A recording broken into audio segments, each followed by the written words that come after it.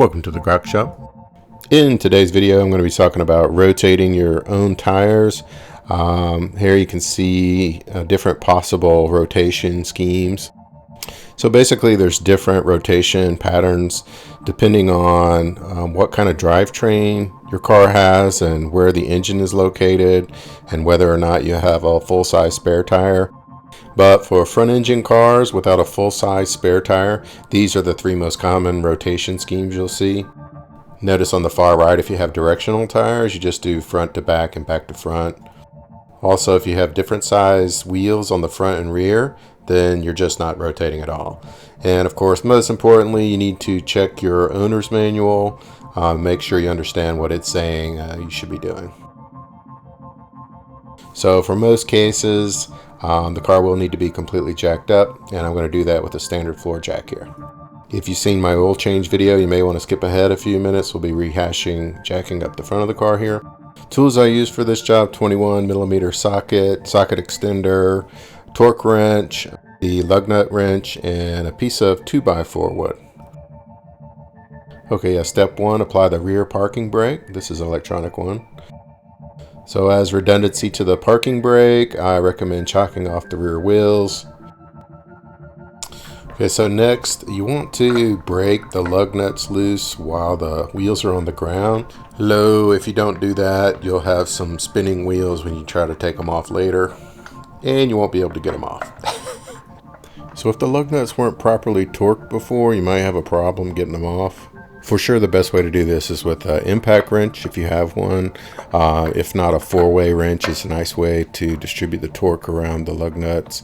Breaker bars can be used, but if you do use a breaker bar, be careful, hold it on right above the nut, because you can break the bolt off if the clowns at the dealership put it on too tight. Otherwise, I like the flip-flop technique. Alright, it's just a nice smooth action. I've never had any problem with it.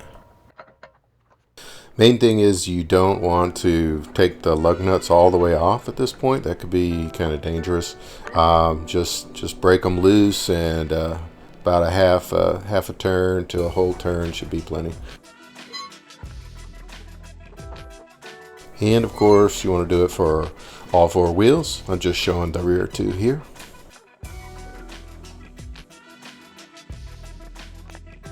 To protect the undercarriage paint, I like to use a little wooden disc that I cut.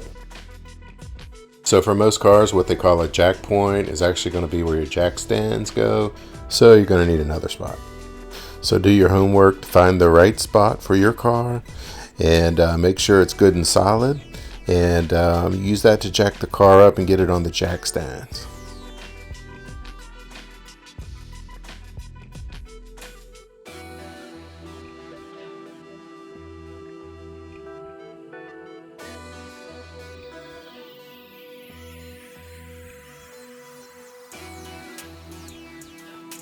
About a 1.5 or 2 inch clearance between the bottom of the tire and the ground should be enough clearance to get your jack stand underneath the jack point.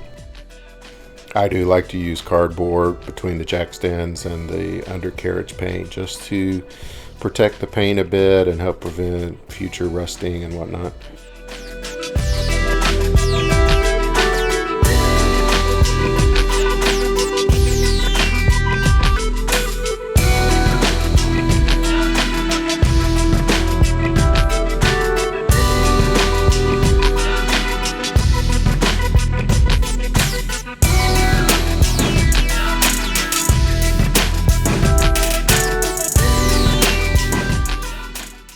When it's all said and done, you should be looking at about a 1/2 inch to 1 inch clearance between the tire and the ground, which is plenty enough to change them out.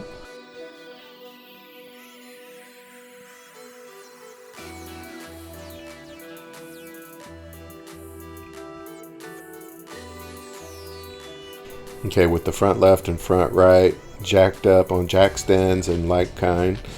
If you're planning on getting underneath the front of the car, like to do an oil change, definitely go ahead and put that extra redundancy under there. Here's the middle jack point for the front of this car. Most cars have them somewhere. Always a good idea.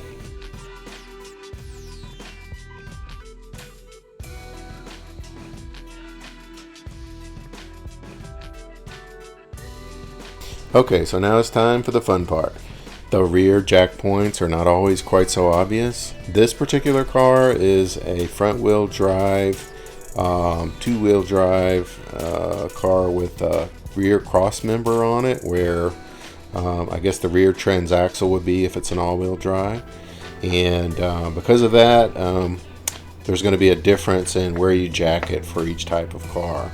So for this car, I'm going to actually use this cross member, and I'm going to use a standard floor jack, same one I used for the front, except I'm going to add a little height and cushion to cover this whole dimple up with this block of wood. Now about this little wood block, don't cheap out and get some pine or something like that. Make sure you've got some good cedar, fir, oak, something that's extremely sturdy. So if you do something like this, it's super critical that you have the extra block of wood perfectly centered on the jack and underneath where you're going to be jacking. Otherwise, you could get off kilter and bad things could happen. So make sure it's centered in both places. Take your time, and it's no big deal. Works pretty good.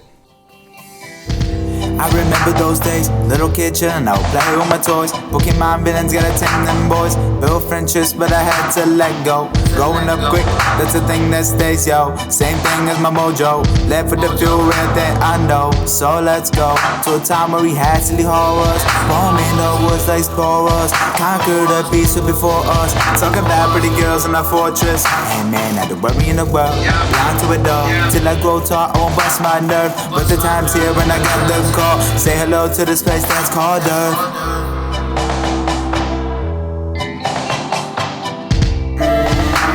We'll go through all these changes, walk these places till next time to flip the pages. Yeah, I know them.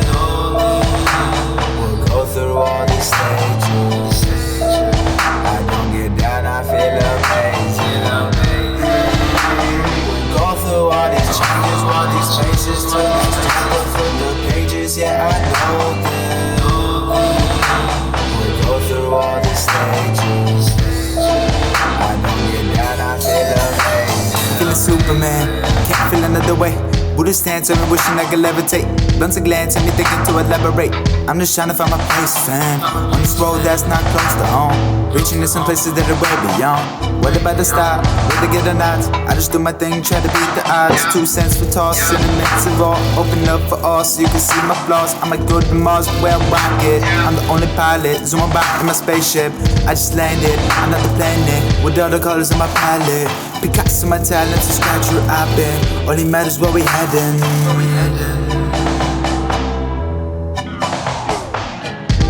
We'll go through all of these changes. So just as I showed with the front of the car, it's a good idea to set up some redundancy. You shouldn't need to get underneath the car, but you'll have your hands and whatnot under there, and you don't want to take chances. So set up a little extra redundancy by putting the jack right back under the jack point and just making it firm, not letting the jack carry too much weight, just enough to hold it firm in place. A few shots here showing the car completely jacked up on all 4 jack stands.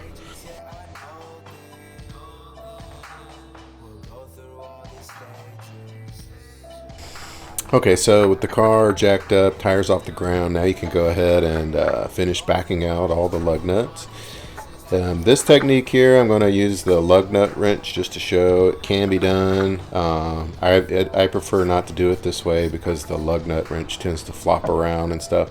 But you can do it, and that's what I'm going to do on this wheel.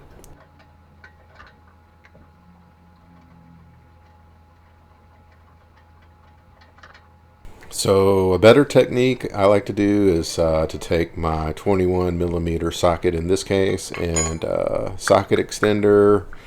Yeah, I believe I have an adapter on here too because it's a 1/2-inch socket and a 3/8 extender. But anyway, I like to use these to back them all out. Tends to work a lot more smoothly, and it's a little faster too.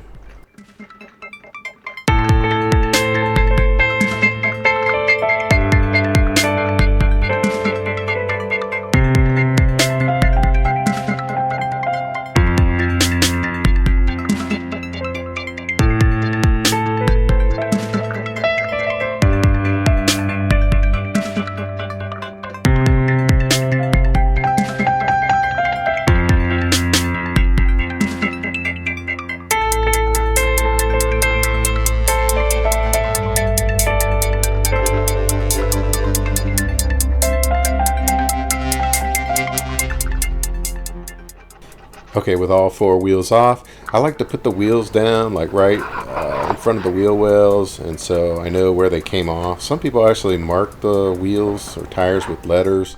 I think that's kind of silly.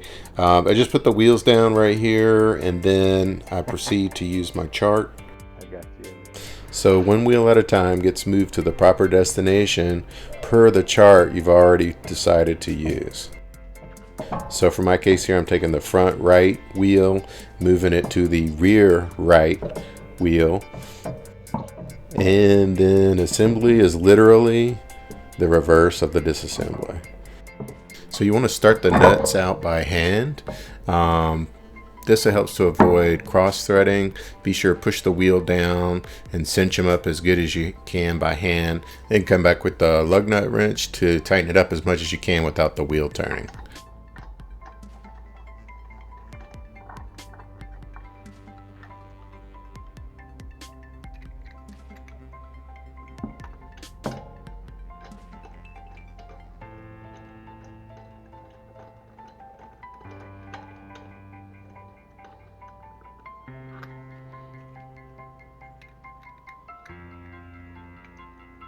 Now, as with any circular tightening that you do, you want to use the good old star pattern to basically distribute the force evenly all the way around and prevent any warping. And if you do have warping or you don't do it correctly, you can get like a hopping or bouncing sensation in your wheel, especially when you apply the brakes.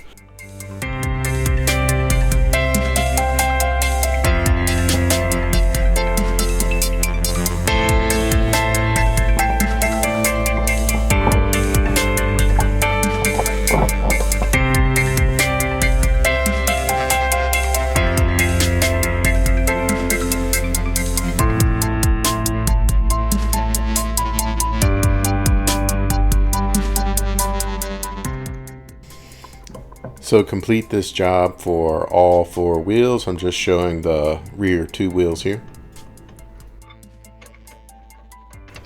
Okay, so now with the wheels all back on and your nuts nice and snug, you want to jack the rear back up and start getting the jack stands out. Now what I do is put the chocks back in place, not like right under the wheel, but just sort of behind where the wheel's going to come down. Again, because once you come down, you have a lot more force on the rear of the car. You do have the parking brake on, but it's just having that extra redundancy in your safety.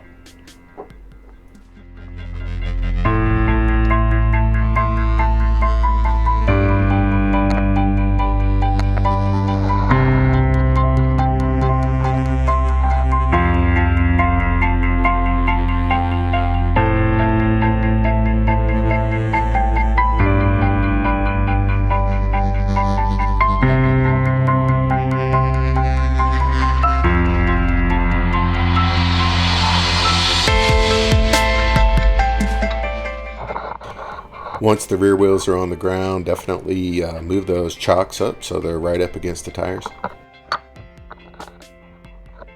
So I'm going to forego the lowering of the front here. If you want to see that, be sure to check out my DIY oil change video, which shows it in great detail. So now we'll assume you've got all four wheels on the ground, and it's time to think about torque wrenches. So you definitely want to check your owner's manual, make sure you use exactly what they specify. This particular car is 108 to 147 Newton meters, 80 to 108 foot-pounds. Here you can see I got it set at 96 foot-pounds and 130 Newton meters.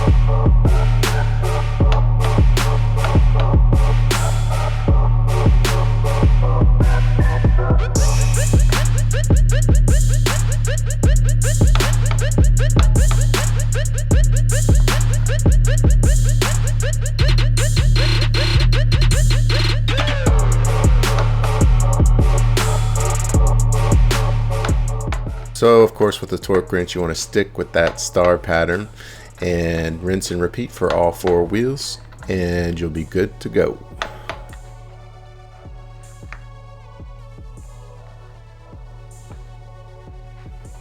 So most cars, when you do your own service, of course, you need to reset the service indicators. You probably have a little wrench on your dash, and this one has a central screen where you can go and manage these reminders. I actually did do the oil change here, so I'm going to reset both the oil change and the tire rotation interval. And when you're done there, the wrench should disappear and you're good to go till you need to rotate them again. Most people suggest rotating a front wheel drive cars about 8,000, 10,000 miles or so. I do it on 10,000 because I like to do everything on 5s and 10s. Just keeps it simple for me. That's how it's done. Thanks for watching.